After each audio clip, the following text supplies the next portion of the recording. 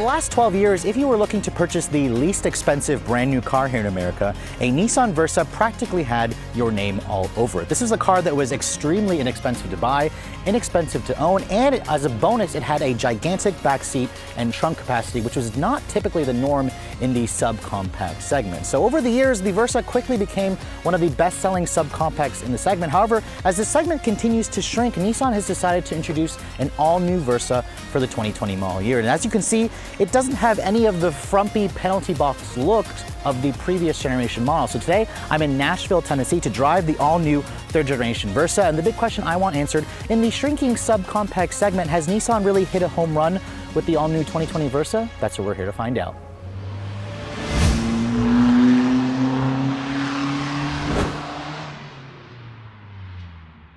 So I have to admit, when I first laid eyes on the all-new 2020 Versa, I had to do a double take because honestly, this thing looks like an Altima. It has the same front fascia design as the current generation Altima, the company's corporate V-Motion grille. And overall, it just exudes a much more premium, more sportier, more upscale design, much better over the frumpy, strange looks of the previous generation Versa, which was known as the Nissan Latio in other parts of the world. Now, as you can see, this particular one here is a new trim for 2020. It's the SR trim, so the sportiest and most expensive Versa trim they offer. Nissan will offer this thing in several different trims, starting at the base S to SV, and then of course this SR trim. It's the only trim in the Versa lineup to get full LED headlights. Now, they are an LED low and high beam. You have an LED daytime running light, but as you can see, incandescent turn signals and halogen fog lights, which honestly doesn't really surprise me. I'm really surprised the fact that Nissan is putting LED headlights on this car because in this subcompact segment, it's a very rare feature. Also, it painted in this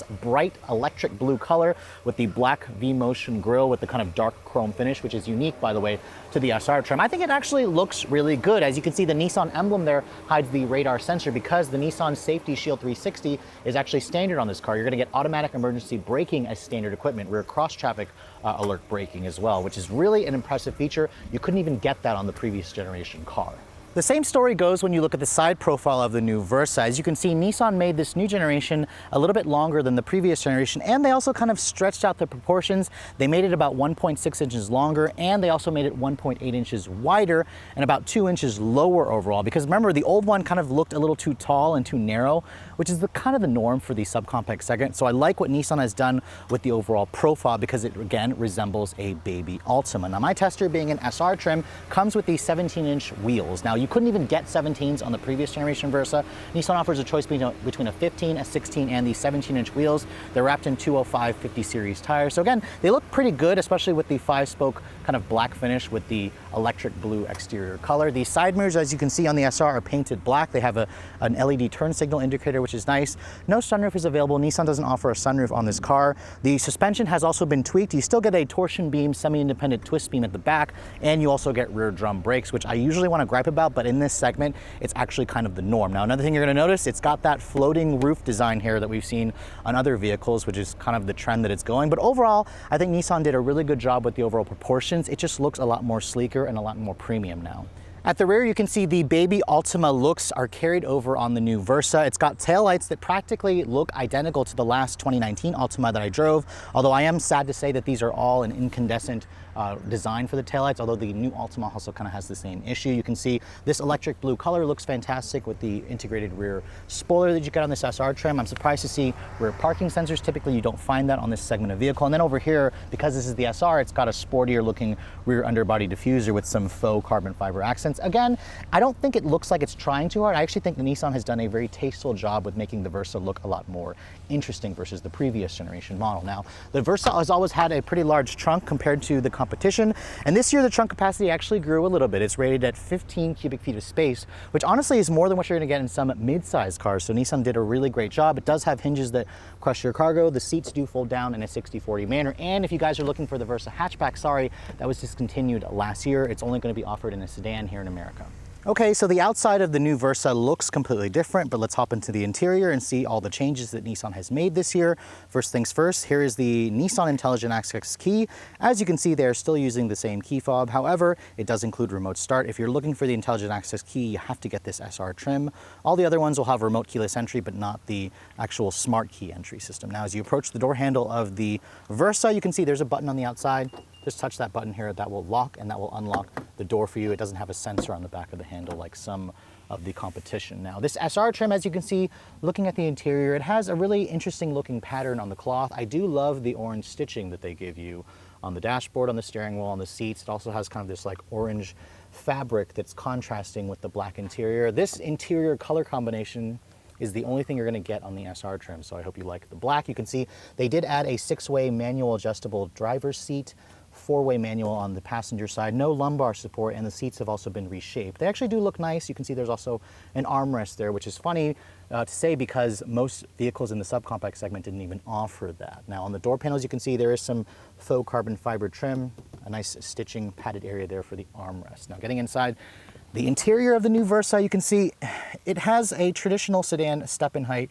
It feels relatively low to the ground. The car also feels immediately wider. Remember, this car is 2 inches wider, 2 inches lower, and I instantly feel that when I get into this car. And now when you want to shut the door, it actually sounds relatively solid. For a really inexpensive car, I'm impressed with how the door sounds. It doesn't sound as cheap and tinny as I expected it to. Now, as you can see here, push button starts included. The button is over here by the shifter. Put your foot on the brake. And then once you push that button, the car will start right up for you. You can see the gauges are pretty much identical to the last Nissan Kicks that I drove. It's got a half LCD on the tachometer side, and then on the right side, it's got a traditional analog speedometer. You can customize this tach if you guys don't want to look at a tach. You can change it to your audio source, your fuel economy information, just general information, and then you can also mess with the settings and whatnot. I actually like the more traditional look with the tach. You can see here the screen. This is a 7-inch touchscreen display. There's Android Auto and Apple CarPlay, as you can see, which is really nice. This is actually standard if you guys go for the SV trims and up. The base S will have the 7-inch display, but it won't have Android Auto and Apple CarPlay. You have to step it up to the SV trim, which I imagine I imagine most buyers are going to do that. The dashboard here, you can see, has an actual really nice material. There's actually soft padding here with genuine stitching here on this part of the dash that kind of extends throughout the rest of the part of the dashboard here. Nissan calls this a gliding wing design, which I guess I sort of see it, but it just seems like a lot of marketing terms here. The upper part of this dashboard here is hard touch plastic material, which is okay. This is an inexpensive car. The graining at least feels nice. I do like the new design of this interior with the new steering wheel as well. I like the flat bottom design. It's got a lot of buttons here. It even has adaptive cruise control. You wouldn't be able to even think about that option before on a Versa. Now on this upper part of the door panel, it is hard touch plastic, but it's kind of that same nicer material. Padded over here. The driver window is the only one that is one touch automatic up down, which is nice. It's what I expect in this segment. There is this big open space right here where I don't know if there's more buttons that you get in other parts of the world. You have your fuel release there, your hood release, and then your trunk release is down there on the floor. So it's all very much, you know, the norm. This is what you expect. The technology in here, while they did improve some things, they also kept a lot of consistency here with some of the switchgear. Now, coming to this head unit here, you can see 7 inches is definitely looking a little bit small in today's world where we have like 15-inch or 17-inch tablets, or even, you know, the 9 and 10-inch tablets that you get in some of the other, you know, vehicles that are a little bit more expensive. But this is definitely nice to see in this car. Before, you know, a Versa wouldn't even dream of having a head unit like this. Now, I've showed you guys this head unit before on other Nissan products. You can see going to your home screen over here, you can kind of customize how you want this to look.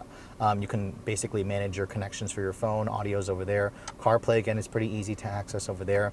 There is no built-in embedded GPS on this car. I don't think Nissan offers it at all, but what they do offer when you guys put the vehicle in reverse is a pretty decent backup camera with trajectory, with the rear parking sensors, as I said earlier. So that's, again, pretty nice. So I think Nissan's done a really good job with, you know, the tech in this car. It is basic.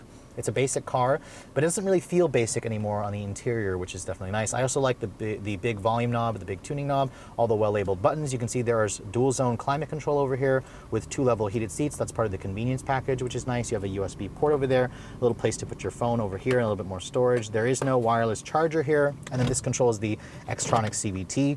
You also have a traditional pull-style handbrake, which is good, 2 cup holders over there, and then there's 2 USB ports over there. Now the seats, you can see, they are nicely shaped. They feel a lot more comfortable, and the cloth also doesn't feel super scratchy and cheap. If you guys are looking for leather, Nissan doesn't offer leather on the Versa, so you'll have to go to the aftermarket to get that. They also don't offer a sunroof on this car, but it does allow you to have plenty of headroom. And then over here, the glove compartment, you can see, kind of cheaply falls, but it is a big size. It's not lined with felt, but overall, this is kind of the norm that you expect for this segment. So the interior of the new Versa definitely is a huge improvement. The sound system also is a 6-speaker, just Nissan branded sound system. It doesn't sound anything too special. I do like the side mirrors here with the blind spot monitoring, rear cross traffic alert. The screen here looks good. So overall, it's a pretty nice impression, especially for the least expensive vehicle that you can buy in the Nissan lineup.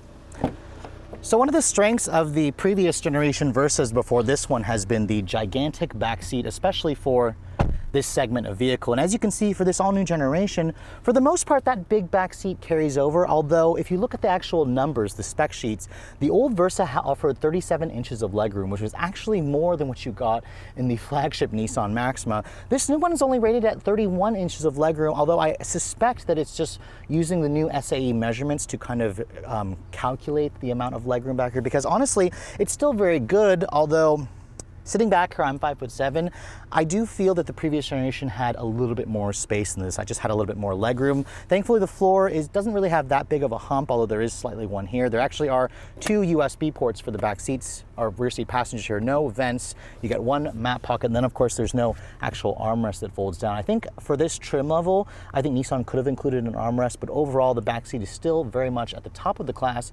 It just doesn't feel quite as roomy as the previous generation. So typically in the subcompact segment, excitement is not something you find when you look underneath the hood, and that stays true when you look underneath the hood of the all-new 2020 Versa. It carries over with a 1.6-liter 4-cylinder engine. It's basically the same engine that you found in the previous generation, but Nissan did a little bit of twiddling, a little bit of tweaks that they've fiddled with here to give you more power. It only has port injection, so not even direct injection, but it has their variable valve timing. It makes 122 horsepower now and 114 pound-feet of torque. That number is practically identical to what you find in the Nissan Kicks, their smallest crossover now, which honestly is based on the same platform as this new Versa sedan. It's up roughly 13 horsepower with the previous generation. Now, fuel economy is the really important aspect here with a subcompact car, and this will get up to 27 in the city, 35 on the highway if you guys go for the 5-speed manual, which is limited to the base S trim, or if you go for the Xtronic CVT like this trim and all the other trims, you're going to get 32 in the city, 40 on the highway. So again, that number, that magical 40 mpg, is an improvement by 1 mpg over the previous generation model. This car is only offered in front-wheel drive, and it's a little bit heavier this year. It weighs around 2,700 pounds. It's about 100 pounds heavier than the previous generation. But you guys are probably curious. This is still a commuter car, but let's get it out on the road and see how that extra 13 horsepower feels. All right, so a Versa is not something that I would call exciting to drive. In fact, this segment in general is just known for sluggish acceleration and really not much power. So this new one, my expectations are pretty low. There's no sport mode or anything, just put your foot down. In 900 feet. You know, the engine itself doesn't really like to be revved, but I will say that the CVT is relatively responsive when you do put your foot down. It's just a very slow revving engine, so you have to be a little bit patient. It's not what I'm used to for sure, although if you guys are used to driving the previous generation Versa, this is going to feel awfully familiar. Actually, the acceleration is pretty much identical to the last Nissan Kicks that I drove. Front-wheel drive car, it will mimic shifts, as you see, when you put your foot down, but really it doesn't really have enough power to even, make the tires screech or anything like that. So most people are just kind of drive this thing as a commuter car. You're gonna find that it has, I guess, okay acceleration. You'll know that it struggles to get up to passing or to highway speeds, and that's kind of the norm with this segment. So I have to kind of reset my expectations there. The steering in this car is electric, and as you can see, it is very light, it's very numb. The Versa is definitely not the sportier option in this segment. The ride quality also is definitely firmer this year because of the 17-inch wheels. It has that semi-independent twist beam suspension. So again, it kind of makes its presence known, especially when you hit those bumps like that. You can see the whole car just kind of shifts around, which is very much the norm in the segment. But as a CVT, Nissan does a good job with CVTs because every time your foot goes down, it automatically and quickly adjusts the ratios to put the engine in the meat of the power band. And honestly there, I felt that it had decent acceleration for what it is. Remember, this car is a very inexpensive car, and you kind of can't expect it to, be able to race people at the lights. Although the new Versa definitely looks sporty, this is definitely not sporty to drive, but what it is good at is being easy to drive. Visibility in here is really good. The steering is really light. The throttle pedal is all very light. The brakes also, they require like a steady pressure, hard pressure to actually get the brakes to work. I don't know why they feel that way. I guess it's been a while since I drove a car with rear drum brakes, but they don't really inspire much confidence because you have to push very hard on the pedal before it actually starts to give you some stopping power. Visibility in here, as I said, is good. I do like the fact that you have blind spot monitoring with your cross traffic alert. This My Tester here has their Nissan 360 safety shield, and it also has adaptive cruise control. So you'll get the automatic emergency braking even on the base level Versa, which is definitely huge, especially in this very inexpensive class. This segment as a whole has really been shrinking. I mean, Nissan at one point sold 140,000 of these every year. And last year they struggled to do about 75,000, so it's been cut in half. And I think it's because a lot of buyers went to the Nissan Kicks because everybody wants a crossover nowadays. But just keep in mind that the Versa is still a really appealing choice, and there's still a lot of people that would, like a car like this. But it seems like buyers in general have changed what they want, and subcompact cars are no longer really the vehicle of choice if you're looking for something inexpensive. The seats in My Tester also, they're surprisingly good. Usually subcompact cars aren't known for having good seats, but I find that these hug you a little bit more. They do feel like they're tailored to somebody who's not very wide. I imagine somebody who's really overweight would not feel comfortable in this. I like how there's an armrest that folds down here, which is good, although the passenger side here is shafted. Some vehicles offer the an actual center console now. A lot of the subcompact segment has moved to a center console. That's important to keep in mind. But overall, it's a car that's inexpensive. It doesn't really feel quite as inexpensive anymore until you start putting your foot down. It is a nicely pleasant car to drive. And if you're used to driving something in the subcompact segment, the Versa is pretty much on par with the rest of the class. But if you're looking for the sportier option, the Honda Fit still comes to mind. The Toyota Yaris comes to mind because that's actually a Mazda 2. But I do like the huge amounts of space that you get in this car. The visibility is good, and it also gets good gas mileage. So as you can see, Nissan has pretty much kept the formula of the Versa intact for the 2020 model year. It's still a really nice way to get a brand new car with that killer warranty with all the latest tech features. But the big difference with this all new generation Versa is it no longer looks like the penalty box of the previous generation with its stumpy, slightly strange looking angles. This new one has a sleekness to it that the Versa had never really dreamed about. It looks like a mini Altima. The new SR trim adds some nice sporty elements to the design. And even though this car doesn't exactly drive sporty, most of the people who are going to buy this thing as a commuter car, something that's inexpensive, that doesn't use very much gas, are going to find a lot to like with this car because the back seat is still big, the trunk is still very usable, and the interior is full of a lot of tech features. I really like the LED headlights. I really like the infotainment system. I like how fact that Nissan offers their Safety Shield 360, although you have to go to this higher trim. Now, of course, this is just a first drive. I'm here in Tennessee on a short media drive, so I'm not going to be giving an RPM rating for this car yet. I'll actually wait to do so when I have one in DC to test for a full week where I can actually live with the car for longer than just a couple of hours. But overall, the one thing that I'm noticing about the new Versa is it is no longer the least expensive new car you can buy in America. The old one started at around $12,500, which actually made it the least expensive car. It was actually it was less expensive than something like a Mitsubishi Mirage, which was about $1,000 more. This new Versa is about $2,270 more for the 2020 model year, but it's understandable because the old one, the old S, had hand crank manual windows and no cruise control. And to get those features, you had to step it up to the SV trim, which is around $15,000 plus destination. This car now starts at $14,670 plus destination, which still makes it a little bit less expensive than most of the subcompact entries. A Honda Fit's gonna cost more, it's like around $16,000. A Toyota Yaris is going to cost more. A Hyundai Accent is also going to cost more. Now keep in mind, this SR trim that I'm showing you is the most expensive way you can get into a Versa. It starts at just over $18,000.